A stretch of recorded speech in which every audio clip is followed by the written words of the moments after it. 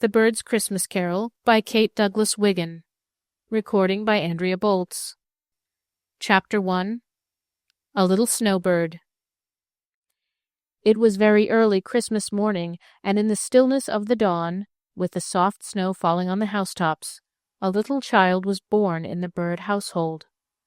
They had intended to name the baby Lucy if it were a girl, but they hadn't expected her on Christmas morning, and a real Christmas baby was not to be lightly named. The whole family agreed in that. They were consulting about it in the nursery. Mr. Bird said that he had assisted in naming the 3 boys, and that he should leave this matter entirely to Mrs. Bird. Donald wanted the child called Maud, after a pretty little curly-haired girl who sat next to him in school. Paul chose Luella, for Luella was the nurse who had been with him during his whole babyhood up to the time of his first trousers, and the name suggested all sorts of comfortable things. Uncle Jack said that the first girl should always be named for her mother, no matter how hideous the name happened to be. Grandma said that she would prefer not to take any part in the discussion, and everybody suddenly remembered that Mrs. Bird had thought of naming the baby Lucy for Grandma herself, and while it would be indelicate for her to favor that name, it would be against human nature for her to suggest any other under the circumstances. Hugh, the hitherto baby, if that is a possible term, sat in one corner and said nothing, but felt, in some mysterious way, that his nose was out of joint, for there was a newer baby now, a possibility he had never taken into consideration, and the first girl, too, a still higher development of treason, which made him actually green with jealousy. But it was too profound a subject to be settled then and there, on the spot. Besides, Mamma had not been asked, and everybody felt it rather absurd after all to forestall a decree that was certain to be absolutely wise, just, and perfect. The reason the subject had been brought up at all so early in the day lay in the fact that Mrs. Bird never allowed her babies to go overnight unnamed. She was a person of so great decision of character that she would have blushed at such a thing. She said that to let blessed babies go dangling and dawdling about without names for months and months was enough to ruin them for life. She also said that if one could not make up one's mind in 24 hours, it was a sign that— but I will not repeat the rest, as it might prejudice you against the most charming woman in the world. So Donald took his new velocipede and went out to ride up and down the stone pavement and notch the shins of innocent people as they passed by, while Paul spun his musical top on the front steps. But Hugh refused to leave the scene of action. He seated himself on the top stair in the hall, banged his head against the railing a few times, just by way of uncorking the vials of his wrath, and then subsided into gloomy silence, waiting to declare war if more first-girl babies were thrust upon a family already surfeited with that unnecessary article. Meanwhile, dear Mrs. Bird lay in her room, weak, but safe and happy with her sweet girl baby by her side, and the heaven of motherhood opening before her. Nurse was making gruel in the kitchen, and the room was dim and quiet. There was a cheerful open fire in the grate, but though the shutters were closed, the side windows that looked out on the Church of Our Savior next door were wide open. Suddenly a sound of music poured out into the bright air and drifted into the chamber. It was the boy choir singing Christmas anthems. Higher and higher rose the clear, fresh voices, full of hope and cheer, as children's voices always are. Fuller and fuller grew the burst of melody as one glad strain fell upon another in joyful harmony. Carol, brothers, carol, carol joyfully, carol the good tidings, carol merrily, and pray a gladsome Christmas for all your fellow men. Carol, brothers, carol, Christmas Day again. One verse followed another, always with the same glad refrain. And pray a gladsome Christmas for all your fellow men. Carol, brothers, carol, Christmas Day again. Mrs. Bird thought, as the music floated in upon her gentle sleep, that she had slipped into heaven with her new baby, and that the angels were bidding them welcome. But the tiny bundle by her side stirred a little, and though it was scarcely more than the ruffling of a feather, she awoke, for the mother ear is so close to the heart that it can hear the faintest whisper of a child. She opened her eyes and drew the baby closer. It looked like a rose dipped in milk, she thought, this pink and white blossom of girlhood, or like a pink cherub with its halo of pale yellow hair, finer than floss silk. Carol, brothers, carol, carol joyfully, carol the good tidings, carol merrily. The voices were brimming over with joy. "Why, my baby," whispered Mrs. Bird in soft surprise. "I had forgotten what day it was. You are a little Christmas child, and we will name you Carol, Mother's little Christmas carol." "What?" said Mr. Bird, coming in softly and closing the door behind him. "Why, Donald, don't you think Carol is a sweet name for a Christmas baby? It came to me just a moment ago in this singing as I was lying here half asleep and half awake." "I think it is a charming name, dear heart, and that it sounds just like you, and I hope that, being a girl, this baby has some chance of being as lovely as her mother." At which speech from the baby's papa, Mrs. Bird, though she was as weak and tired as she could be, blushed with happiness. And so Carol came by her name. Of course, it was thought foolish by many people, though Uncle Jack declared laughingly that it was very strange if a whole family of birds could not be indulged in a single carol, and Grandma, who adored the child, thought the name much more appropriate than Lucy, but was glad that people would probably think it was short for Caroline. Perhaps because she was born in holiday time, Carol was a very happy baby. Of course, she was too tiny to understand the joy of Christmastide, but people say there is everything in a good beginning, and she may have breathed in unconsciously the fragrance of evergreens and holiday dinners, while the peals of sleigh bells and the laughter of happy children may have fallen upon her baby ears and wakened in them a glad surprise at the merry world she had come to live in. Her cheeks and lips were as red as holly berries, her hair was for all the world the color of a Christmas candle flame, her eyes were as bright as stars, her laugh like a chime of Christmas bells, and her tiny hands forever outstretched in giving. Such a generous little creature you never saw. A spoonful of bread and milk had always to be taken by Mamma or Nurse before Carol could enjoy her supper, and whatever bit of cake or sweet meat found its way into her pretty fingers, it was straightway broken in half and shared with Donald, Paul, or Hugh, and when they made believe nibble the morsel with affected enjoyment, she would clap her hands and crow with delight. "Why does she do it?" asked Donald thoughtfully. "None of us boys ever did." "I hardly know," said Mamma, catching her darling to her heart, "except that she is a little Christmas child, and so she has a tiny share of the blessedest birthday the world ever saw." Chapter 2. Drooping Wings. It was December 10 years later. Carol had seen 9 Christmas trees lighted on her birthdays, one after another. 9 times she had assisted in the holiday festivities of the household, though in her babyhood her share of the gaieties was somewhat limited. For 5 years certainly she had hidden presents for Mamma and Papa in their own bureau drawers, and harbored a number of secrets sufficiently large to burst a baby's brain, had it not been for the relief gained by whispering them all to Mamma at night, when she was in her crib, a proceeding which did not in the least lessen the value of a secret in her innocent mind. For 5 years she had heard 'twas the night before Christmas, and hung up a scarlet stocking many sizes too large for her, and pinned a sprig of holly on her little white nightgown to show Santa Claus that she was a truly Christmas child, and dreamed of fur-coated saints and toy packs and reindeer, and wished everybody a Merry Christmas before it was light in the morning, and lent every one of her new toys to the neighbors' children before noon, and eaten turkey and plum pudding, and gone to bed at night in a trance of happiness at the day's pleasures. Donald was away at college now. Paul and Hugh were great manly fellows, taller than their mother. Papa Bird had gray hairs in his whiskers, and Grandma, God bless her, had been 4 Christmases in heaven. But Christmas in the bird's nest was scarcely as merry now as it used to be in the bygone years, for the little child that once brought such an added blessing to the day lay month after month, a patient, helpless invalid, in the room where she was born.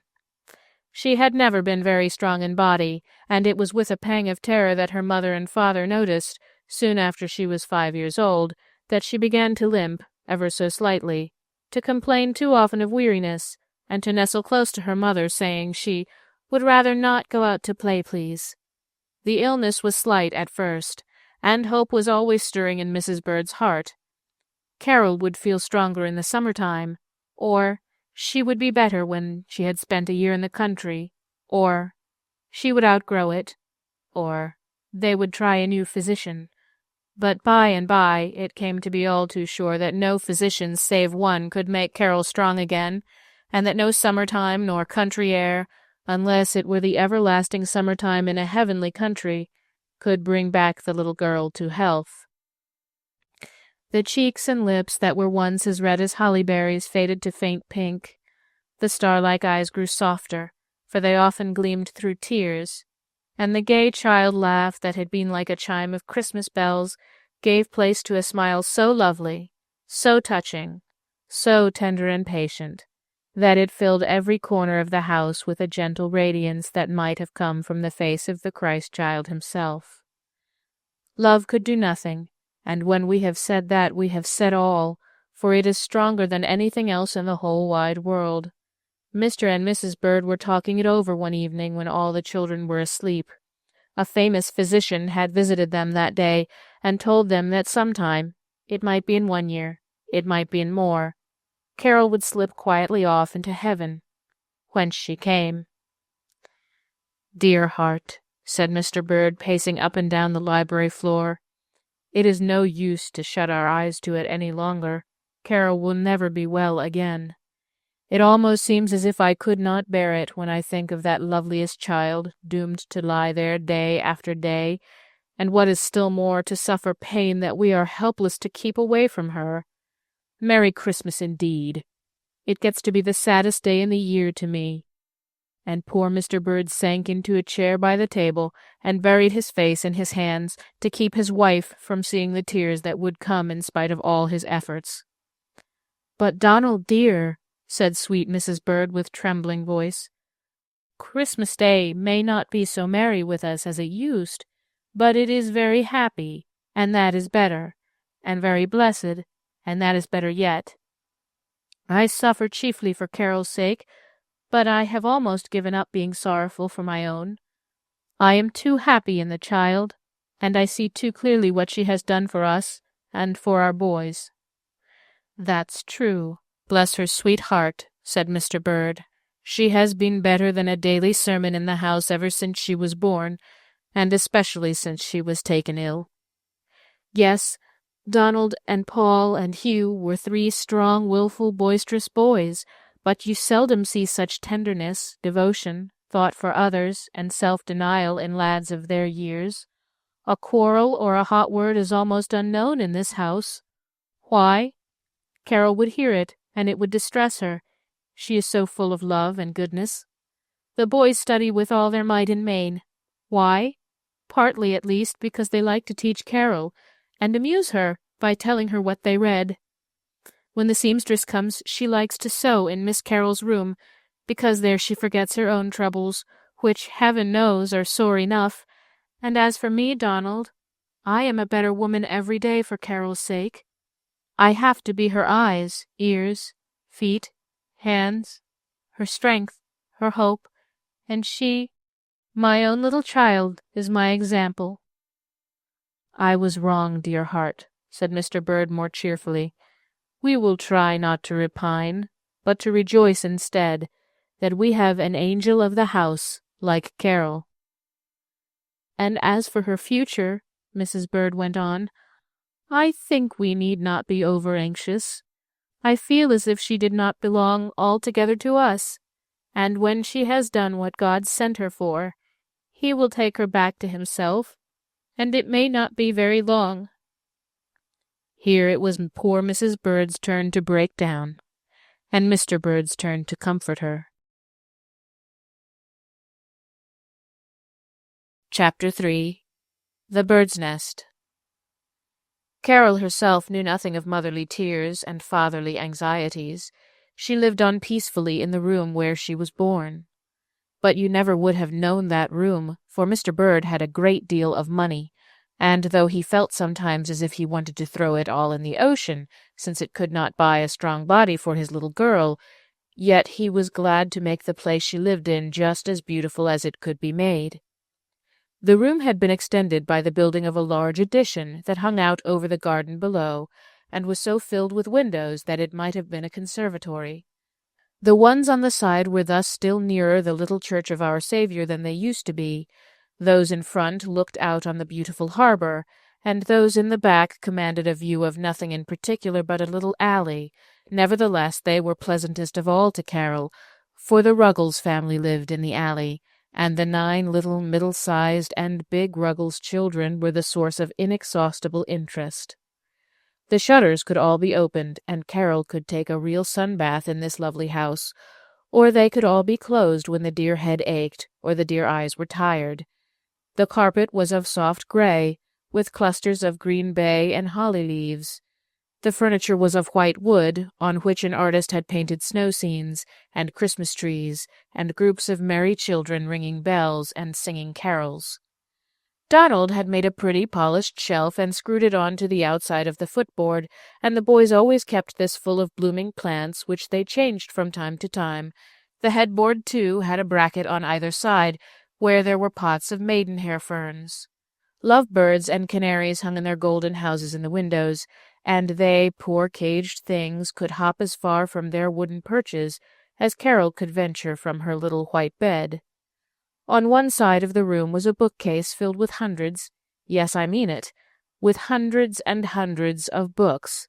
Books with gay-colored pictures, books without, books with black and white outline sketches, books with none at all, books with verses, books with stories, books that made children laugh, and some that made them cry, books with words of 1 syllable for tiny boys and girls, and books with words of fearful length to puzzle wise ones. This was Carol's circulating library. Every Saturday she chose 10 books, jotting their names down in a little diary. Into these she slipped cards that said, "Please keep this book 2 weeks and read it. With love, Carol Bird." Then Mrs. Bird stepped into her carriage and took the 10 books to the children's hospital and brought home 10 others that she had left there the fortnight before. This was a source of great happiness, for some of the hospital children that were old enough to print or write, and were strong enough to do it, wrote Carol cunning little letters about the books, and she answered them, and they grew to be friends. It is very funny, but you do not always have to see people to love them. Just think about it, and see if it isn't so. There was a high wainscoting of wood about the room, and on top of this, in a narrow gilt framework, ran a row of illuminated pictures, illustrating fairy tales, all in dull blue and gold and scarlet and silver and other lovely colors. From the door to the closet there was the story of the fair one with golden locks. From closet to bookcase ran Puss in Boots. From bookcase to fireplace was Jack the Giant Killer, and on the other side of the room were Hop-o'-my Thumb, the Sleeping Beauty, and Cinderella.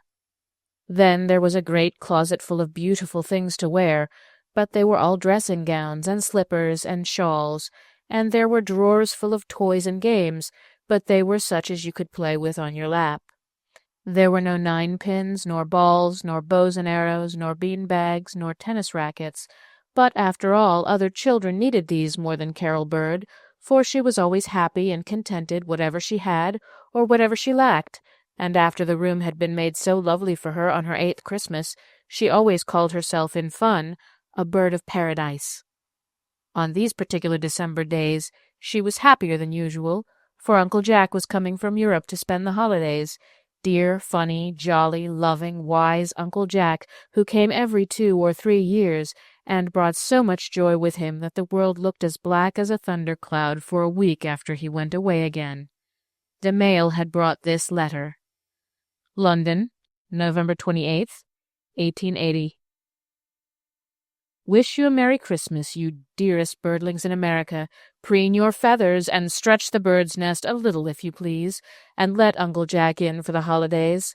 I am coming with such a trunk full of treasures that you'll have to borrow the stockings of Barnum's Giant and Giantess. I am coming to squeeze a certain little ladybird until she cries for mercy. I am coming to see if I can find a boy to take care of a little black pony I bought lately. It's the strangest thing I ever knew. I've hunted all over Europe and can't find a boy to suit me. I'll tell you why. I've set my heart on finding one with a dimple in his chin, because this pony particularly likes dimples. Hurrah! Cried Hugh. Bless my dear dimple, I'll never be ashamed of it again. Please drop a note to the clerk of the weather and have a good rousing snowstorm, say on the 22nd. None of your meek, gentle, nonsensical, shilly-shallying snowstorms, not the sort where the flakes float lazily down from the sky as if they didn't care whether they ever got here or not, and then melt away as soon as they touch the earth, but a regular business-like, whizzing, whirring, blurring, cutting snowstorm, warranted to freeze and stay on. I should like a rather large Christmas tree if it's convenient, not one of those sprigs 5 or 6 feet high that you used to have 3 or 4 years ago when the birdlings were not fairly feathered out, but a tree of some size. Set it up in the garret if necessary, and then we can cut a hole in the roof if the tree chances to be too high for the room.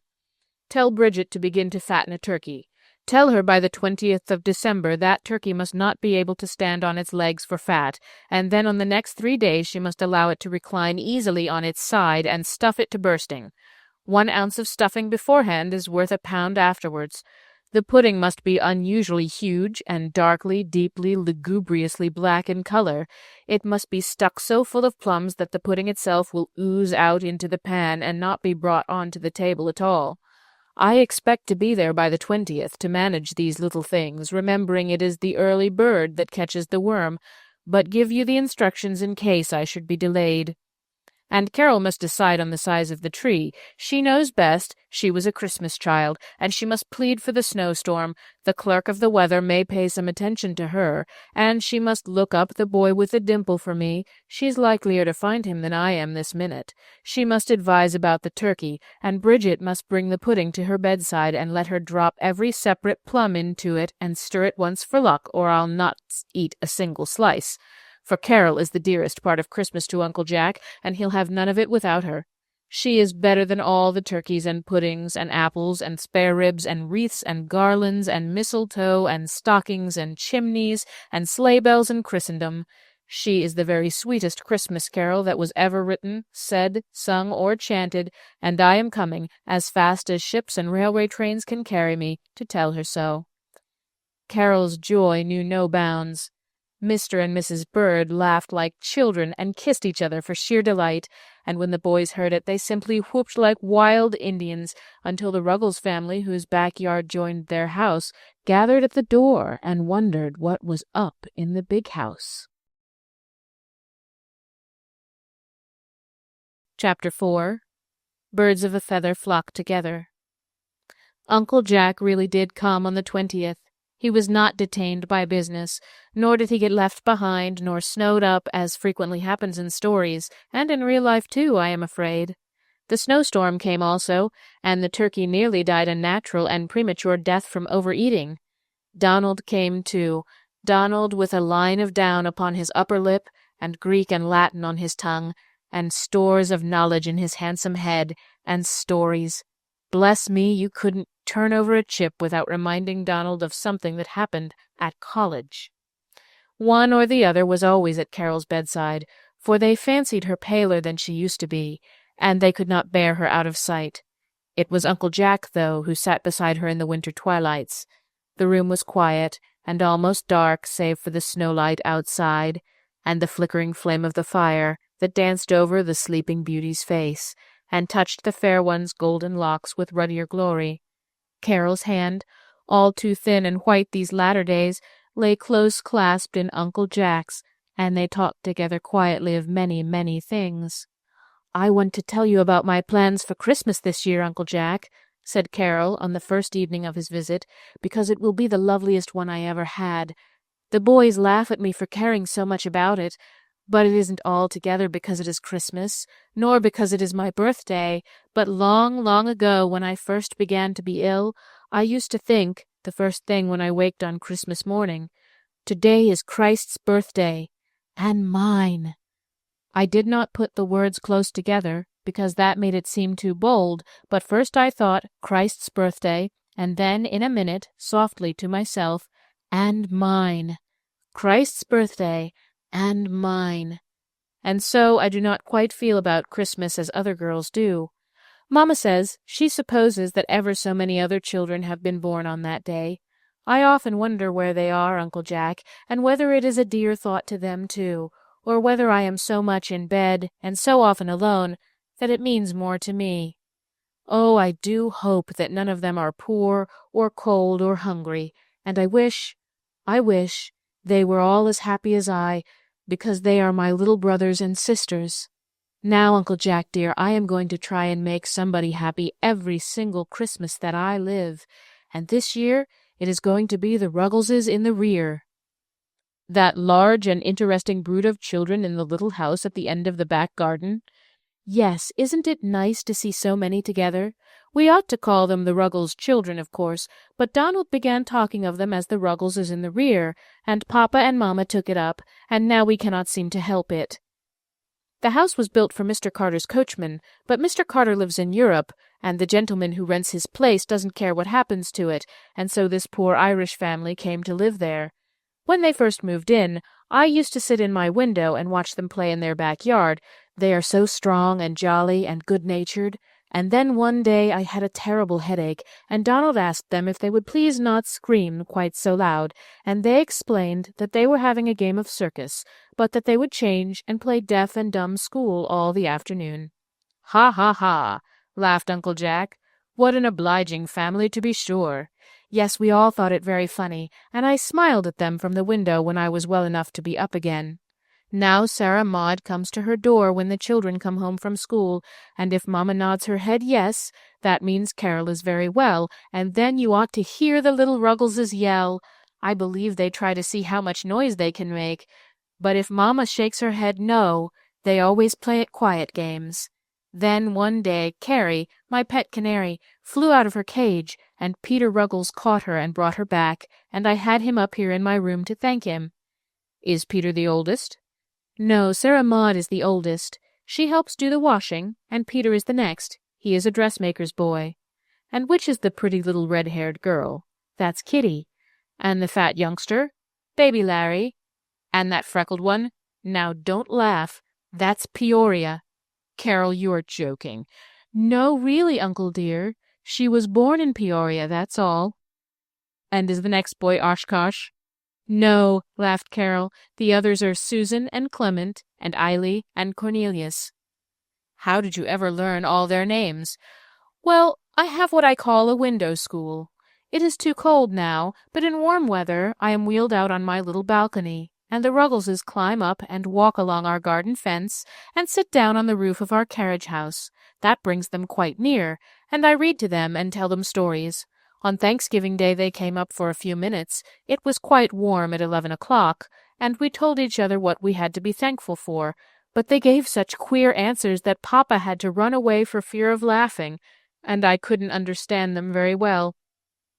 Susan was thankful for trunks of all things in the world, Cornelius for horse cars, Kitty for pork steak, while Clem, who is very quiet, brightened up when I came to him and said he was thankful for his lame puppy.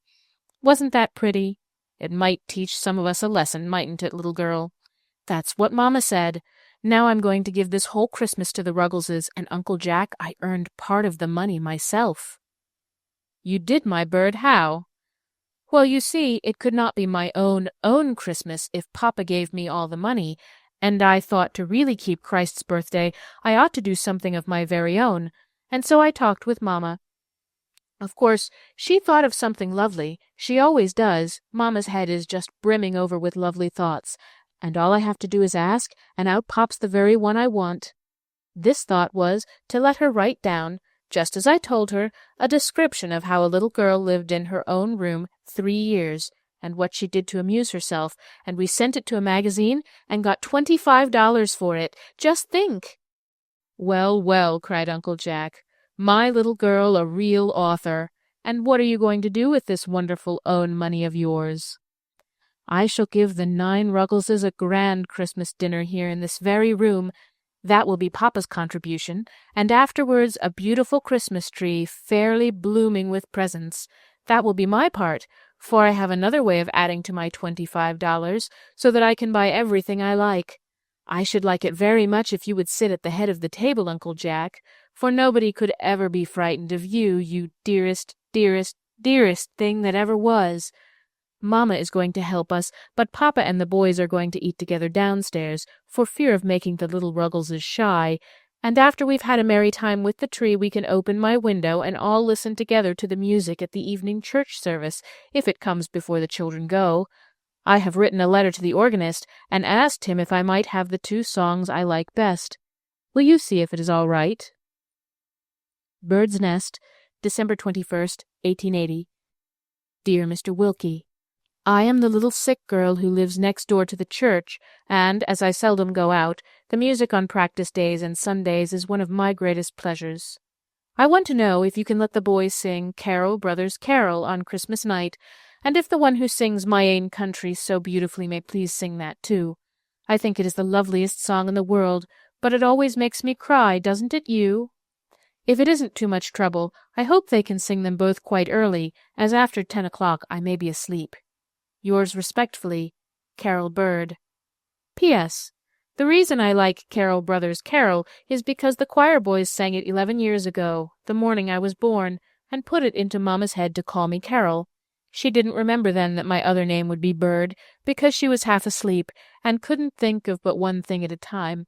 Donald says if I had been born on the 4th of July, they would have named me Independence, or if on the 22nd of February, Georgina, or even Cherry, like Cherry and Martin Chuzzlewit, but I like my own name and birthday best. Yours truly, Carol Bird. Uncle Jack thought the letter quite right, and did not even smile at her telling the organist so many family items. The days flew by, as they always fly in holiday time, and it was Christmas Eve before anybody knew it. The family festival was quiet and very pleasant, but quite swallowed up in the grander preparations for the next day. Carol and Elfrida, her pretty German nurse, had ransacked books and introduced so many plans and plays and customs and merrymakings from Germany and Holland and England and a dozen other places that you would scarcely have known how or where you were keeping Christmas. The dog and the cat had enjoyed their celebration under Carol's direction. Each had a tiny table with a lighted candle in the center and a bit of bologna sausage placed very near it, and everybody laughed till the tears stood in their eyes to see Villikins and Dinah struggle to nibble the sausages, and at the same time evade the candle flame. Villikins barked and sniffed and howled in impatience, and after many vain attempts succeeded in dragging off the prize, though he singed his nose in doing it.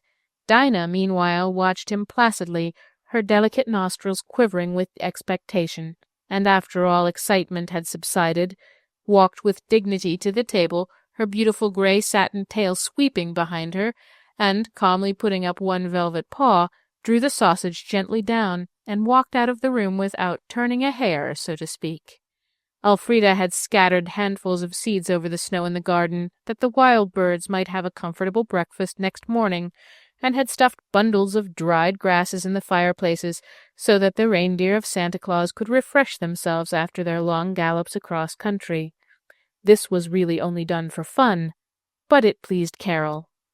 And when, after dinner, the whole family had gone to church to see the Christmas decorations, Carol limped wearily out on her little crutches, and, with Elfrida's help, placed all the family boots in a row in the upper hall.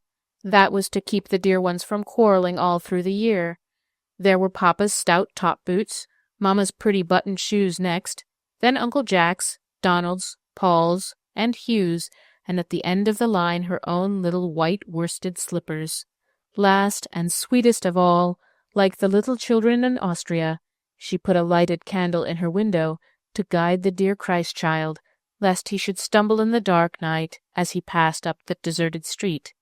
This done, she dropped into bed, a rather tired but very happy Christmas fairy. Chapter 5. Some Other Birds Are Taught to Fly.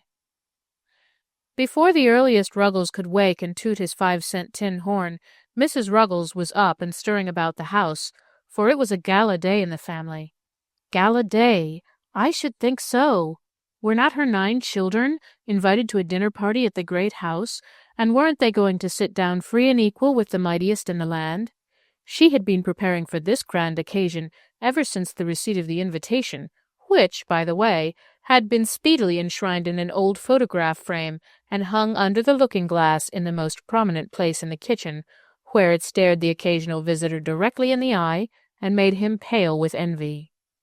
Bird's Nest, December 17th, 1880.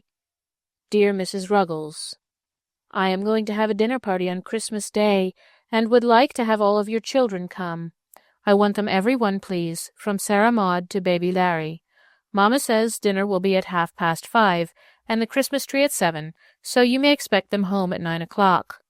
Wishing you a Merry Christmas and a Happy New Year, I am, yours truly, Carol Bird. Breakfast was on the table promptly at 7 o'clock, and there was very little of it, too, for it was an excellent day for short rations, though Mrs. Ruggles heaved a sigh as she reflected that even the boys, with their india-rubber stomachs, would be just as hungry the day after the dinner party as if they had never had any at all. As soon as the scanty meal was over, she announced the plan of the campaign. Now, Susan, you and Kitty wash up the dishes, and Peter, can't you spread out the beds, so't I can get to cuttin' out Larry's new suit? I ain't satisfied with his clothes, and I thought in the night of a way to make him a dress out of my old plaid shawl, kind of Scotch style, you know. You other boys clear out from underfoot. Clem, you and Con hop into bed with Larry while I wash your underflannins. 'Twon't take long to dry 'em. Sarah Maud, I think 'twould be perfectly handsome if you ripped them brass buttons off your uncle's policeman's coat and sewed 'em in a row up the front of your green skirt. Susan, you must iron out yours and Kitty's aprons, and there, I came mighty near forgetting Peory's stockings. I counted the whole lot last night when I was washing of 'em, and there ain't but 19 anyhow you fix 'em, and no 9 pairs mates nohow, and I ain't going to have my children wear odd stockings to a dinner company, brought up as I was. Eily, can't you run out and ask Miss Cullen to lend me a pair of stockings for Peory, and tell her if she will, Peory'll give Jim half her candy when she gets home. Won't you, Peory? Peoria was young and greedy, and thought the remedy so much worse than the disease that she set up a deafening howl at the projected bargain, a howl so rebellious and so out of all season that her mother started in her direction with flashing eye and uplifted hand. But she let it fall suddenly, saying, "No, I won't lick your Christmas Day if you drive me crazy, but speak up smart now and say whether you'd rather give Tim Cullen half your candy or go bare-legged to the party." The matter being put so plainly, Peoria collected her faculties, dried her tears, and chose the lesser evil, Clem having hastened the decision by an affectionate wink that meant he'd go halves with her on his candy. "That's a lady," cried her mother. "Now, you young ones that ain't doin' nothin', play all yer want to before noontime, for after you get through eatin' at 12 o'clock, me and Sarah Maud's going to give you such a washin' and combin' and dressin' as you've never had before and never will again, and then I'm going to set yer down and give you 2 solid hours trainin' in manners, and 'twon't be no foolin' neither." "All we've got to do is go eat," grumbled Peter. "Well, that's enough," responded his mother. "There's more'n one way of eatin', let me tell yer, and you've got a heap to learn about it, Peter Ruggles. Lord sakes, I wish you children could see the way I was fetched up to eat. Never took a meal of victuals in the kitchen before I married Ruggles, but you can't keep up that style with 9 young ones and your pa always off to sea." The big Ruggleses worked so well, and the little Ruggleses kept from underfoot so successfully, that by 1 o'clock 9 complete toilets were laid out in solemn grandeur on the beds. I say complete, but I do not know whether they would be called so in the best society. The law of compensation had been well applied. He that had necktie had no cuffs, she that had sash had no handkerchief, and vice versa, but they all had boots and a certain amount of clothing, such as it was, the outside layer being in every case quite above criticism. "Now, Sarah Maud," said Mrs. Ruggles, her face shining with excitement, "everything is redd up and we can begin. I've got a boiler in a kettle and a pot of hot water. Peter, you go into the back bedroom and I'll take Susan, Kitty, Peory, and Cornelius, and Sarah Maud, you take Clem and Eily and Larry, one to a time, and get as far as you can with 'em, and then I'll finish 'em off while you do yourself." Sarah Maud couldn't have scrubbed with any more decision and force if she had been doing floors, and the little Ruggleses bore it bravely, not from natural heroism, but for the joy that was set before them. Not being satisfied, however, with the tone of their complexions, she wound up operations by applying a little Bristol brick from the knife-board, which served as the proverbial last straw, from under which the little Ruggleses issued rather red and raw and out of temper. When the clock struck 3, they were all clothed, and most of them in their right minds, ready for those last touches that always take the most time. Kitty's red hair was curled in 34 ringlets. Sarah Maud's was braided in 1 pigtail, and Susan and Eily's in 2 braids apiece, while Peoria's resisted all advances in the shape of hair oils and stuck out straight on all sides, like that of the Circassian girl of the circus, so Clem said, and he was sent into the bedroom for it too, from whence he was dragged out forgivingly by Peoria herself 5 minutes later. Then, exciting moment, came linen collars for some, and neckties and bows for others, and eureka! The Ruggles were dressed. And Solomon in all his glory was not arrayed like one of these. A row of seats was formed directly through the middle of the kitchen. There were not quite chairs enough for 10, since the family had rarely all wanted to sit down at once, somebody always being out or in bed, but the wood box and the coal hod finished out the line nicely. The children took their places according to age, Sarah Maud at the head, and Larry on the coal hod, and Mrs. Ruggles seated herself in front, surveying them proudly as she wiped the sweat of honest toil from her brow. "Well," she exclaimed, "if I do say so as I shouldn't, I never see a cleaner, more stylish mess of children in my life. I do wish Ruggles could look at you for a minute. Now, I've often told you what kind of family the McGrills was. I've got some reason to be proud. Your uncle is on the police force in New York City, and you can take up the newspaper most any day and see his name printed right out, James McGrill, and I can't have my children fetched up common like some folks. When they go out, they've got to have clothes and learn to act decent. Now I want to see how you're going to behave when you get there tonight. Let's start in the beginning and act out the whole business. Pile into the bedroom there, every last one of you, and show me how you're going to go into the parlor. This'll be the parlor, and I'll be Miss Bird." The youngsters hustled into the next room in high glee, and Mrs. Ruggles drew herself up in her chair with an infinitely haughty and purse-proud expression that much better suited a descendant of the McGrills than modest Mrs. Bird. The bedroom was small, and there presently ensued such a clatter that you would have thought a herd of wild cattle had broken loose. The door opened, and they straggled in, all the little ones giggling, with Sarah Maud at the head, looking as if she had been caught in the act of stealing sheep, while Larry, being last in line, seemed to think the door a sort of gate of heaven which would be shut in his face if he didn't get there in time. Accordingly, he struggled ahead of his elders and disgraced himself by tumbling in head foremost. Mrs. Ruggles looked severe. "There, I knew you'd do it in some such fool way. Try it again, and if Larry can't come in on 2 legs, he can stay to home." The matter began to assume a graver aspect. The little Ruggleses stopped giggling and backed into the bedroom, issuing presently with lock-step, Indian file, a scared and hunted expression in every countenance. "No, no, no!" cried Mrs. Ruggles in despair. "You look for all the world like a gang of prisoners. There ain't no style to that. Spread out more, can't you, and act kind of careless-like. Nobody's going to kill you." The third time brought deserved success, and the pupils took their seats in the row. "Now, you know," said Mrs. Ruggles, "there ain't enough decent hats to go round, and if there was I don't know's I'd let you wear 'em, for the boys would never think to take 'em off when they got inside. But anyhow, there ain't enough good ones. Now look me in the eye. You needn't wear no hats, none of you, and when you get into the parlor and they ask you to lay off your hats, Sarah Maud must speak up and say it was such a pleasant evening and such a short walk that you left your hats to home to save trouble. Now, can you remember?" All the little Ruggleses shouted, "Yes, marm," in chorus. "What have you got to do with it?" demanded their mother. "Did I tell you to say it? Wasn't I talking to Sarah Maud?" The little Ruggleses hung their diminished heads. "Yes, marm," they piped more feebly. "Now get up all of you and try it. Speak up, Sarah Maud." Sarah Maud's tongue clove to the roof of her mouth. "Quick! Ma thought it was such a pleasant hat that we'd better leave our short walk to home," recited Sarah Maud in an agony of mental effort. This was too much for the boys. "Oh, whatever shall I do with you?" moaned the unhappy mother. "I suppose I've got to learn it to you," which she did, word for word, until Sarah Maud thought she could stand on her head and say it backwards. "Now, Cornelius, what are you going to say to make yourself good company?" "Dunno," said Cornelius, turning pale. "Well, you ain't going to sit there like a bump on a log without saying a word to pay for your victuals, are you?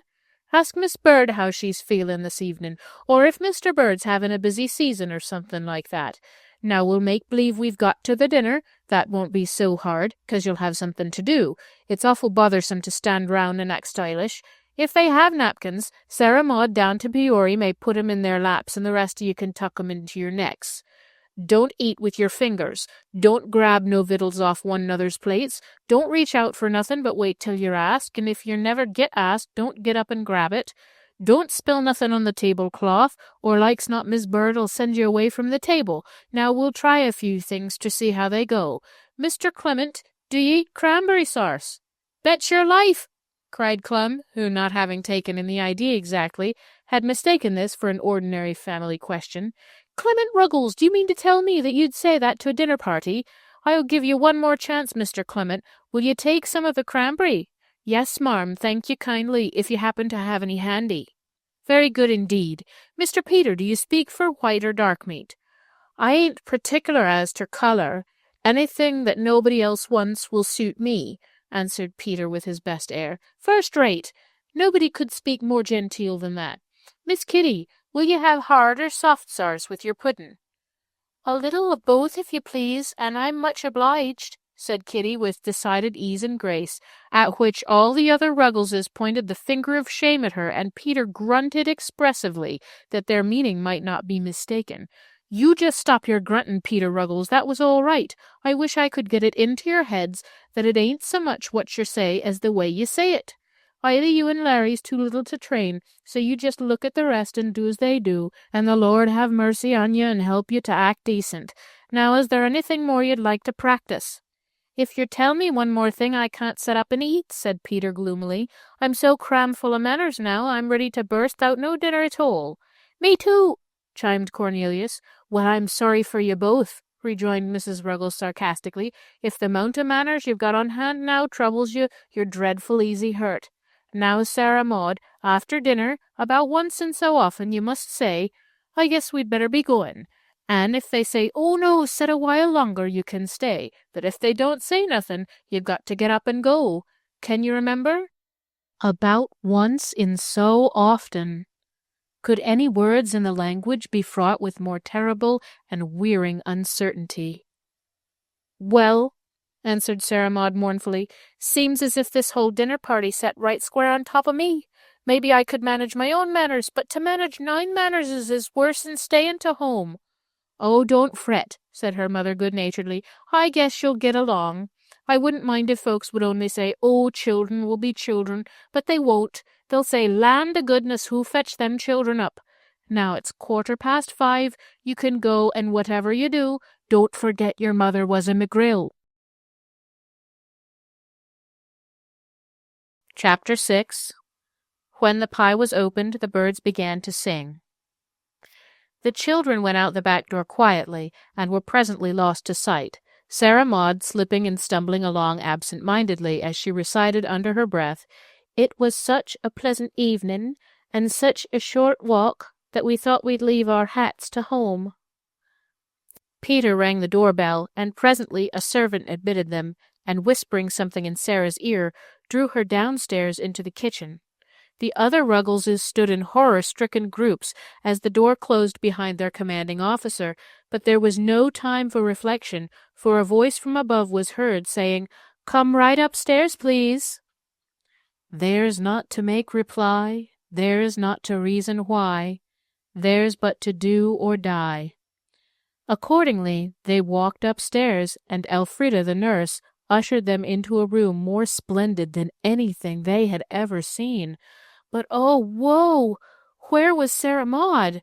And was it fate that Mrs. Bird should say at once, "Did you lay your hats in the hall?" Peter felt himself elected by circumstance the head of the family, and, casting one imploring look at tongue-tied Susan standing next to him, said huskily, "It was so very pleasant that we hadn't good hats enough to go round. put in little Susan bravely to help him out, and then froze with horror that the ill-fated words had slipped off her tongue. However, Mrs. Bird said pleasantly, "Of course you wouldn't wear hats such a short distance. I forgot when I asked. Now, will you come right into Miss Carol's room? She is so anxious to see you." Just then Sarah Maud came up the back stairs, so radiant with joy from her secret interview with the cook that Peter could have pinched her with a clear conscience, and Carol gave them a joyful welcome. "But where is baby Larry?" she cried, looking over the group with searching eye. "Didn't he come? Larry! Larry!" Good gracious, where was Larry? They were all sure that he had come in with them, for Susan remembered scolding him for tripping over the doormat. Uncle Jack went into convulsions of laughter. "Are you sure there were 9 of you?" he asked merrily. "I think so, sir," said Peoria timidly. "But anyhow there was Larry," and she showed signs of weeping. "Oh, well, cheer up," cried Uncle Jack. "I guess he's not lost, only mislaid. I'll go and find him before you can say Jack Robinson." "I'd go too, if you please, sir," said Sarah Maud, "for it was my place to mind him, and if he's lost I can't relish my victuals." The other Ruggleses stood rooted to the floor. Was this a dinner party, forsooth? And if so, why were such things ever spoken of as festive occasions?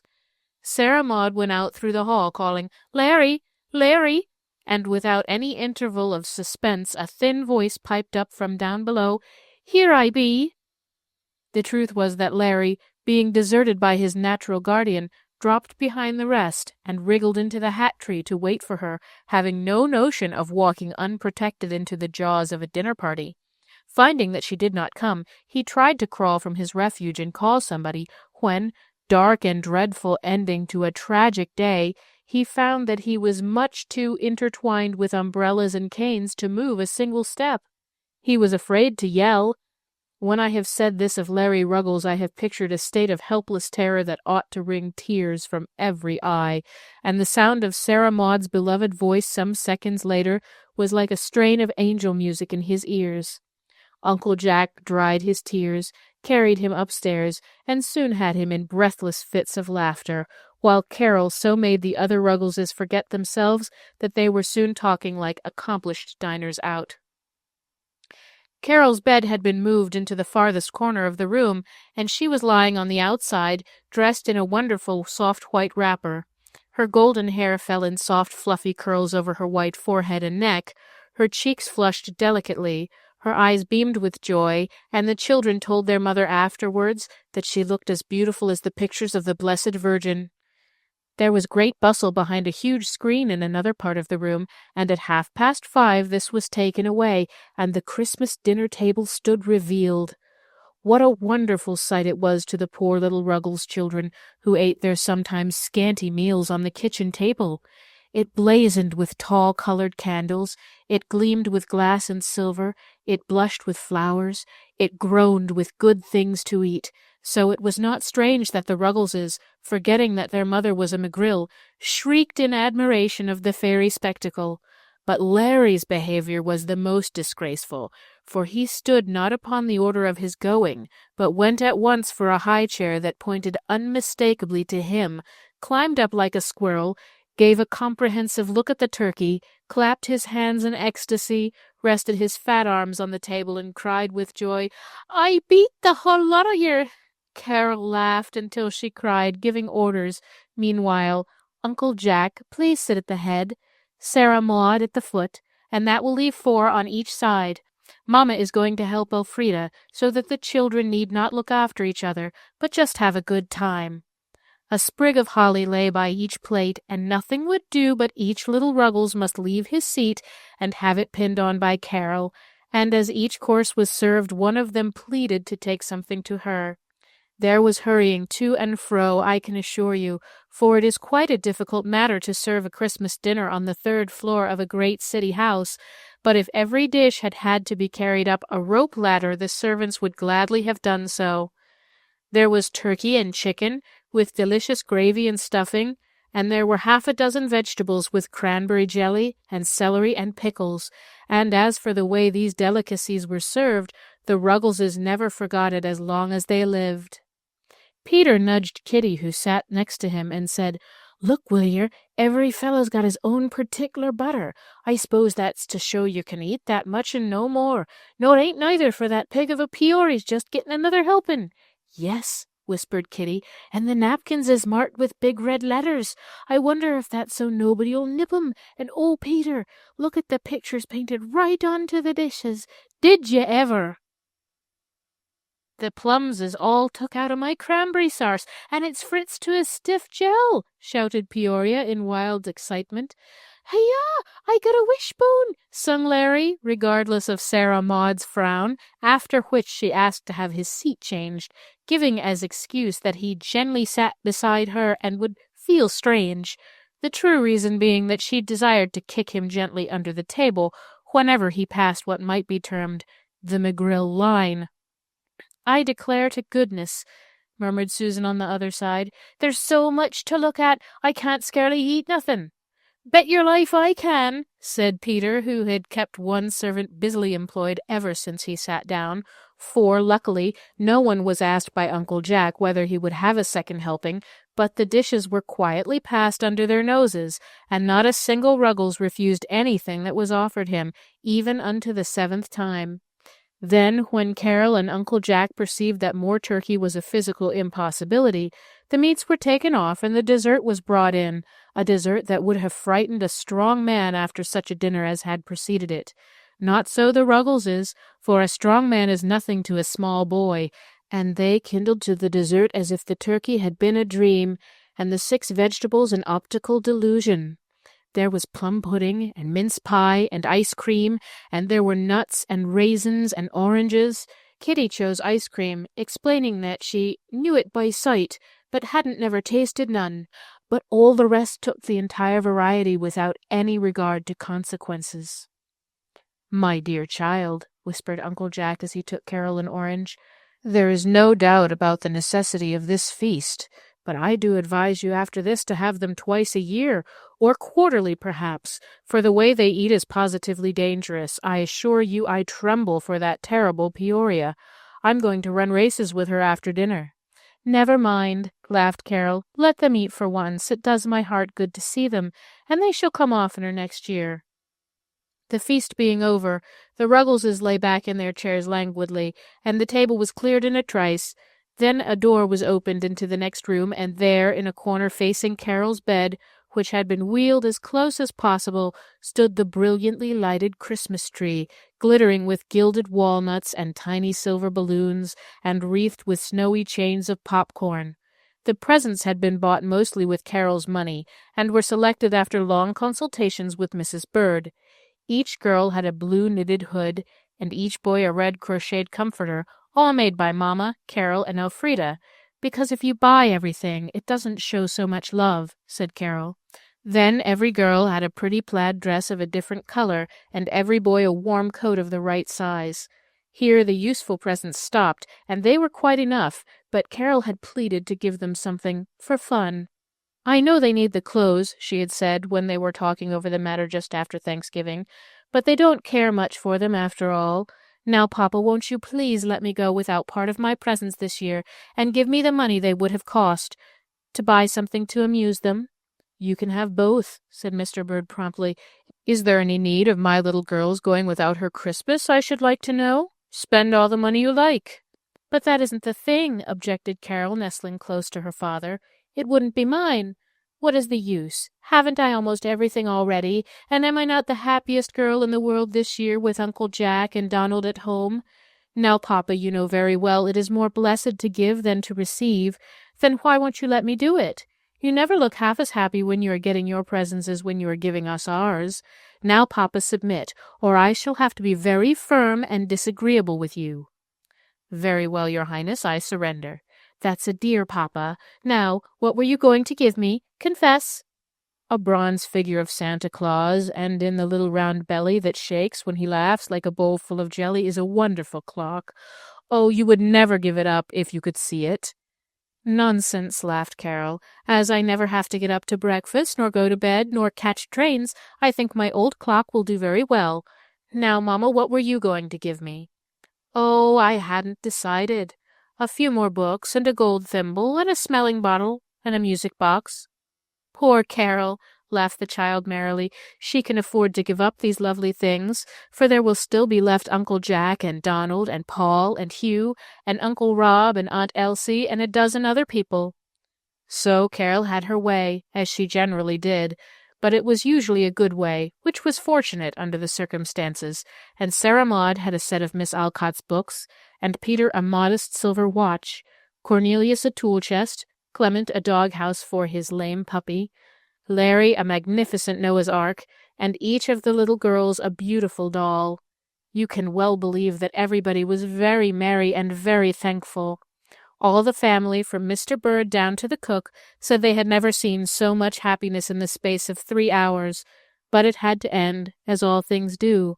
The candles flickered and went out, the tree was left alone with its gilded ornaments, and Mrs. Bird sent the children downstairs at 8:30, thinking that Carol looked tired. "Now, my darling, you have done quite enough for one day," said Mrs. Bird, getting Carol into her little night-dress. "I am afraid you will feel worse tomorrow, and that would be a sad ending to such a good time." "Oh, wasn't it a lovely, lovely time?" sighed Carol. "From first to last, everything was just right. I shall never forget Larry's face when he looked at the turkey, nor Peter's when he saw his watch, nor that sweet, sweet Kitty's smile when she kissed her dolly, nor the tears in poor, dull Sarah Maud's eyes when she thanked me for her books, nor— "But we mustn't talk any longer about it tonight," said Mrs. Bird anxiously. "You are too tired, dear." "I'm not so very tired, Mamma. I have felt well all day, not a bit of pain anywhere. Perhaps this has done me good." "Perhaps. I hope so. There was no noise or confusion. It was just a merry time. Now may I close the door and leave you alone? I will steal in softly the first thing in the morning and see if you are all right, but I think you need to be quiet." "Oh, I'm willing to stay alone, but I am not sleepy yet, and I am going to hear the music by and by, you know." "Yes, I have opened the window a little, and put the screen in front of it so that you will not feel the air. Can I have the shutters open, and won't you turn my bed a little, please? This morning I woke ever so early, and one bright, beautiful star shone in the eastern window. I never saw it before, and I thought of the star in the east that guided the wise men to the place where Jesus was. Good night, Mamma. Such a happy, happy day." "Good night, my precious little Christmas Carol, Mother's blessed Christmas child." "Bend your head a minute, Mother dear," whispered Carol, calling her mother back. "Mamma dear, I do think that we have kept Christ's birthday this time just as he would like it. Don't you?" "I am sure of it," said Mrs. Bird softly. Chapter 7. The Birdling Flies Away. The Ruggleses had finished a last romp in the library with Paul and Hugh, and Uncle Jack had taken them home and stayed a while to chat with Mrs. Ruggles, who opened the door for them, her face all aglow with excitement and delight. When Kitty and Clem showed her the oranges and nuts they had kept for her, she astonished them by saying that at 6 o'clock Mrs. Bird had sent her in the finest dinner she had ever seen in her life, and not only that, but a piece of dress goods that must have cost $1 a yard if it cost a cent.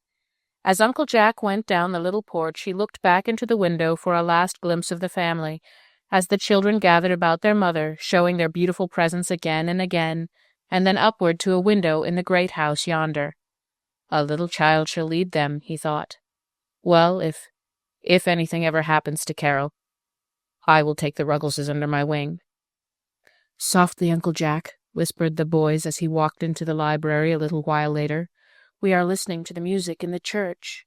They sang Carol, Brothers, Carol a while ago, and now we think the organist is beginning to play My Ain Country for Carol." "I hope she hears it," said Mrs. Bird, "but they are very late tonight, and I dare not speak to her lest she should be asleep. It is after 10 o'clock. The boy soprano, clad in white surplice, stood in the organ loft.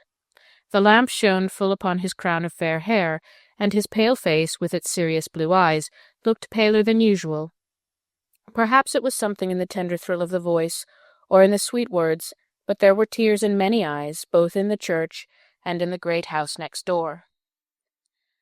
"I am far from my home, and I'm weary often whiles, for the length for home bringeth and my father's welcome smiles, and I'll ne'er be full content until mine eyne do see the golden gates of heaven in my ain country.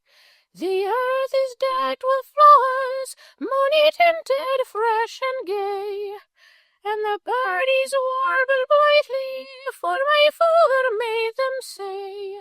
But these sights and these sounds will as nothing be to me when I hear the angels singing in my own country. Like a bairn to its mither, a wee birdie to its nest, I fain would be ganging unto my father's breast, for he gathers in his arms helpless, worthless lambs like me, and carries them himself to his ain country. There were tears in many eyes, but not in Carol's. The loving heart had quietly ceased to beat, and the wee birdie in the great house had flown to its home nest. Carol had fallen asleep. But as to the song, I think, perhaps, I cannot say, she heard it after all. So sad an ending to a happy day, perhaps, to those who were left, and yet Carol's mother, even in the freshness of her grief, was glad that her darling had slipped away on the loveliest day of her life, out of its glad content, into everlasting peace. She was glad that she had gone as she had come, on wings of song, when all the world was brimming over with joy, glad of every grateful smile, of every joyous burst of laughter, of every loving thought and word and deed the dear last day had brought.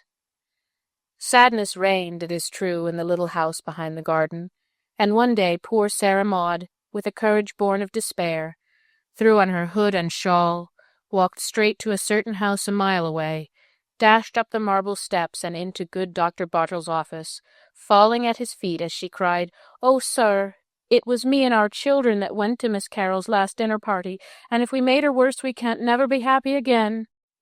Then the kind old gentleman took her rough hand in his, and told her to dry her tears, for neither she nor any of her flock had hastened Carol's flight. Indeed, he said that had it not been for the strong hopes and wishes that filled her tired heart, she could not have stayed long enough to keep that last Merry Christmas with her dear ones. And so the old years, fraught with memories, die one after another, and the new years, bright with hopes, are born to take their places. But Carol lives again, in every chime of Christmas bells that peal glad tidings, and in every Christmas anthem sung by childish voices. End of The Bird's Christmas Carol by Kate Douglas Wiggin.